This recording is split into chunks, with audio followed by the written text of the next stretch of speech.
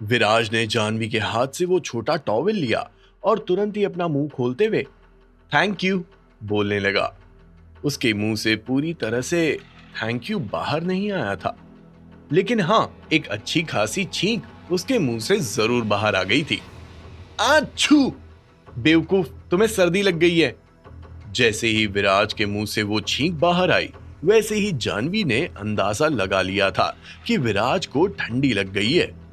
लेकिन विराज इतनी आसानी से ये बात कहाँ मानने वाला था। तुरंत ही अपना हाथ हिलाते हुए उसने जानवी से कहा, अरे नहीं नहीं, मैं एकदम ठीक हूं। अच्छू! ये लो। अंत में एक और छींक के साथ विराज ने जानवी का स्वागत किया। भले ही विराज ये दर्शा रहा था कि वो एकदम ठीक है, लेकिन जानवी को पता था कि वो ठीक नहीं है। और विराज को इस तरह से देखकर जानवी को काफी बुरा लग रहा था। जानवी ने तो विराज से मजाक किया था। उसने एक्सपेक्ट नहीं किया था कि विराज उस मजाक को सीरियसली ले लेगा। अब चूंकि बारिश की वजह से विराज का पूरा शरीर भीग गया था, इसीलिए विराज भाई साहब ठंड के मारे कांप रहे थे। जब जानवी ने विराज को कांपते हुए देखा, तो तुरंत ही जानवी ने उसे हक कर लिया था। जानवी!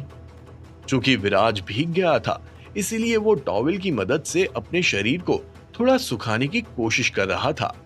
उसका ध्यान जानवी की तरफ बिल्कुल भी नहीं था।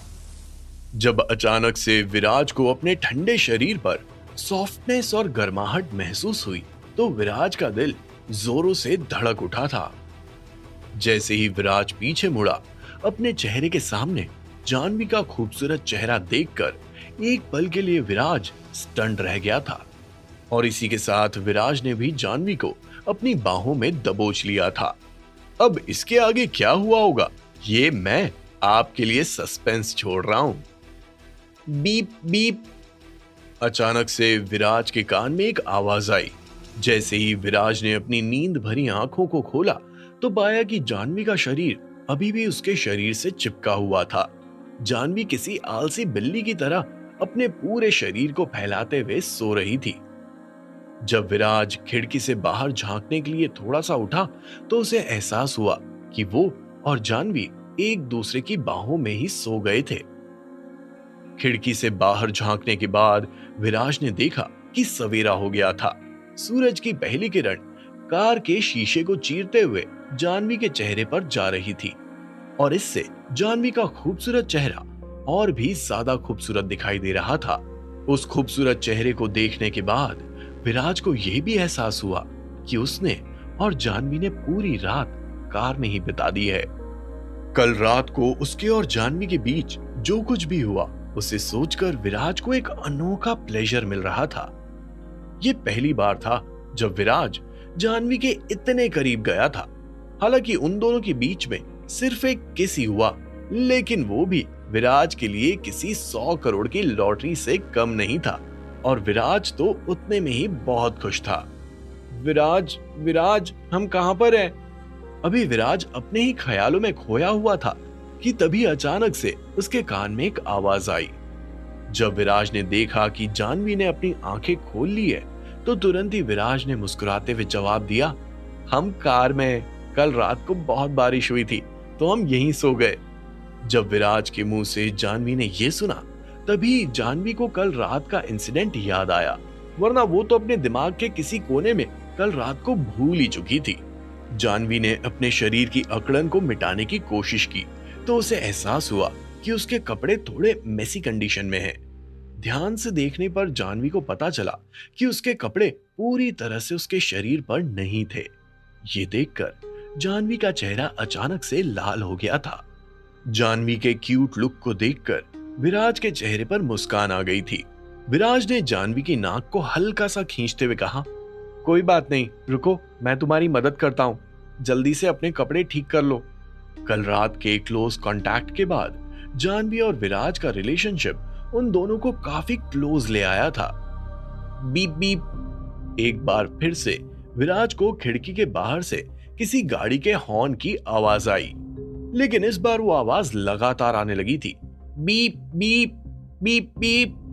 लगातार आ रही आवाज को सुनकर विराज एकाएक चौंका और तुरंत ही उसने खिड़की से बाहर झांक कर देखा। उसने देखा कि जानवी की कार के ठीक आगे एक ग्रैंड रोवर खड़ी थी, जिसे उस पार्किंग स्पॉट से बाहर निकलना था। लेकिन जानवी की कार उस कार के इतना करीब थी कि उस कार को वहां से कट मारने की जगह ही नहीं मिल पा रही थी। ये वही ग्रैंड रोवर थी जो लगातार हॉर्न बजा रही थी। ये देखकर तुरंत ही विराज ने जानवी की कार का शीशा नीचे किया और अपना आधा मुंह बाहर निकालते हुए बोला, I am sorry, please 1 minute रुकिए, मैं अभी बैग लेता हूँ। एक तरफ विराज माफी मांगते हुए अपनी बात सामने रख रहा था, तो दूसरी तरफ अचानक से ग्रैंड रोवर का दरवाजा खुला और एक जवान लड़की जिसने सनग्लासेस पहने हुए थे वो कार से बाहर निकली। उस लड़की के पीछे पीछे एक मिडिल एज्ड आदमी भी बाहर निकला, जिसका पेट बाहर निकला हुआ था। तुम लोग कर क्या रहे हो? हमारे रास्ते से हटने का नाम ही नहीं ले रहे हो। तुम्हें दिख नहीं रहा है कि तुमने हमारा रास्ता रोक रखा है? कितनी बार हम ऐसे ही हॉर्न बजाएंगे? क्या हम तुम्हारे नौकर हैं जो तुम्हारी कार के हटने का इंतजार करें? जिस शख्स के मुंह से ये शब्द बाहर आए वो जवान लड़की थी जिसने सनग्लासेस लगा रखे थे।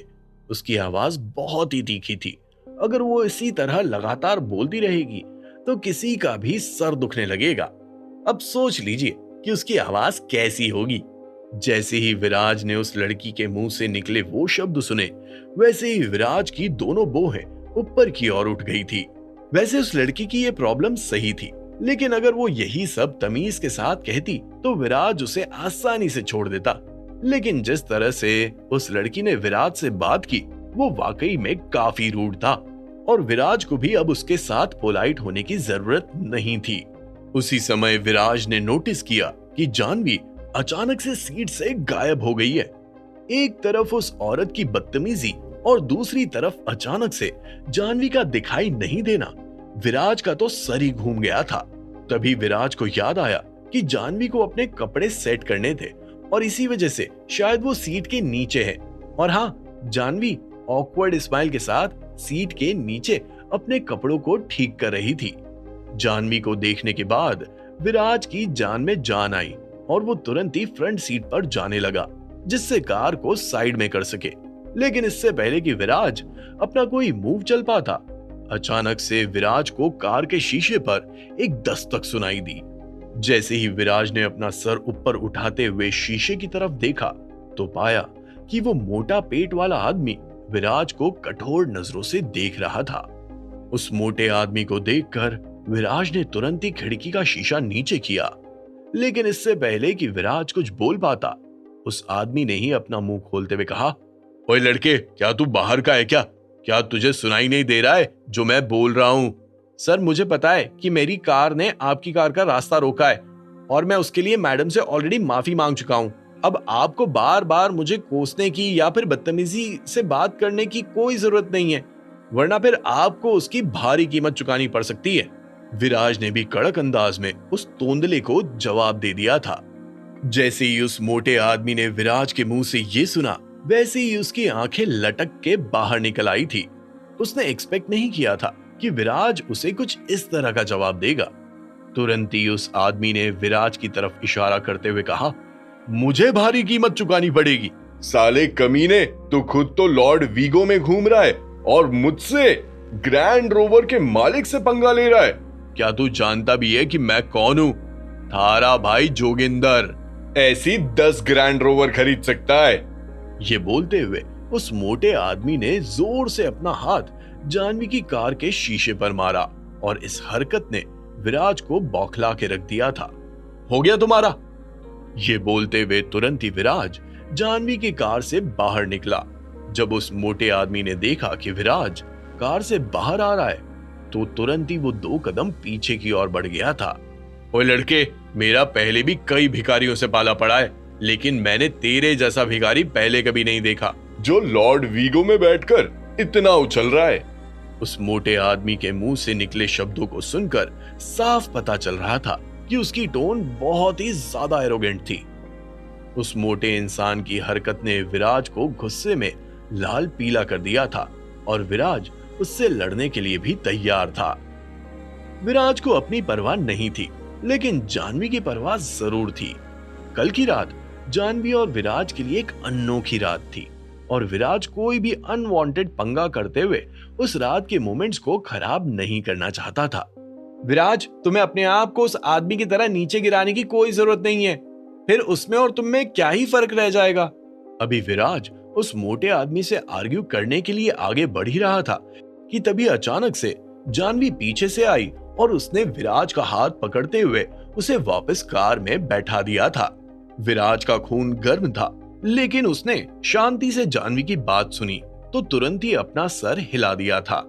विराज को समझ आ गया था कि उसे इंपल्सिव होने की कोई जरूरत नहीं है, क्योंकि इंपल्सिवनेस एक कीमत के साथ आती है। लेकिन एक चीज थी जिसके लिए विराज बहुत ही ज्यादा हेल्पलेस फील कर रहा था, और वो ये कि विराज कोई भी ट्रबल नहीं चाहता था या फिर ट्रबल से बचने की कोशिश कर रहा था, लेकिन ट्रबल खुद विराज का पता जानकर उसके पास पहुंच गया था। और इसी बात से विराज बहुत परेशान था। जब जानवी विराज को वो सब समझा रही थी, तब वो मोटा आदमी घूरते हुए जानवी को ही देख रहा था। उस मोटे आदमी की बड़ी बड़ी आंखें जानवी के पूरे बदन पर रेंग रही थी। जब जानवी की नजर उस मोटे आदमी पर पड़ी तो उसके चेहरे पर मुस्कान आ गई थी और तुरंत ही उसने अपना मुंह खोलते हुए कहा, ओह, तुम्हें मेरे बारे में ऐसा सोचने की जरूरत नहीं है ब्यूटीफुल। तुम इस गरीब के साथ कैसे रह सकती हो? ये गरीब तुम्हें क्या ही दे सकता है? क्या ये गरीब तुम्हें कुछ दे भी रहा है या फिर सिर्फ तुमसे ले रहा है? प्यार वाकई में अंधा होता है। हे भगवान, ये कैसी जोड़ी बनाई, एक भिखारी तो दूसरी अप्सरा। उस मोटे आदमी की इस परफॉर्मेंस को देखकर विराज गुस्से से चूर हो गया था। उसके हाथ ने अपने आप मुट्ठी का रूप ले लिया था और विराज किसी भी वक्त उस मोटू पर एक्सप्लोड हो सकता था। जब उस मोटे आदमी ने देखा कि विराज पूरी तरह से फाइट करने के लिए तैयार हो गया है, तो उसके चेहरे पर घमंड वाली मुस्कान आ गई थी। तुरंत ही उस आदमी ने विराज को नीचा दिखाते हुए कहा, ओ लड़के, क्या तू मुझे मारना चाहता है? तू जानता भी है कि मैं कौन हूं? थारा भाई जोगिंदर। तुझे पहले ही बता देता हूं, पूरे शहर में किसी की भी औकात नहीं है जो मुझे प्रोवोक करे, और तेरे जैसा भिखारी तो मेरी आंखों में बस एक चींटी के बराबर है। विराज को नीचा दिखाने के बाद उस मोटे आदमी का ध्यान तुरंत ही जानवी पर गया, जो कार में बैठी थी और थोड़ी घबराई हुई दिखाई दे रही थी। तुरंत ही उस मोटे आदमी ने जानवी से कहा, हे ब्यूटीफुल, तुम मेरे साथ क्यों नहीं चलती हो? मैं तुम्हें खिलाऊंगा पिलाऊंगा, सारे मजे करवाऊंगा। हाँ, मैं उम्र में तुमसे थोड़ा बड़ा हूं, लेकिन मैं बहुत स्ट्रांग हूं। वो तो तुम्हें रात को बिस्तर में। इससे पहले कि वो मोटा आदमी अपनी पूरी बात कह पाता, अचानक से एक सटाक की आवाज आई। जब वो मोटा आदमी जानवी से वल्गर बातें कर रहा था, तो विराज ने अचानक से कार का दरवाजा खोला और बाहर कूदते हुए उस मोटे आदमी के चेहरे पर एक जोरदार तमाचा जड़ दिया था।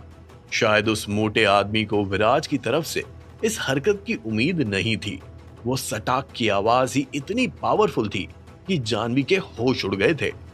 सोचिए उस मोटे आदमी का क्या हाल हुआ होगा। विराज के एक थप्पड़ ने ही उसे जमीन पर गिरा दिया था। कौन था वो मोटा आदमी? थारा भाई जोगिंदर की मुंबई शहर में क्या औकात थी? आगे क्या होगा? क्या विराज और उस मोटे आदमी के बीच में लड़ाई होने वाली थी? क्या वो मोटा आदमी शरीर से नहीं बल्कि कनेक्शन के पावर में विराज से ज्यादा बड़ा था? या फिर इस बार भी विराज सभी पर भारी पड़ेगा? क्या विराज अभी भी लोगों से दुश्मनी ले रहा था और अपने लिए दुश्मन की फौज खड़ी कर रहा था? जानने के लिए सुनिए cash on my mind, only on pocket FM।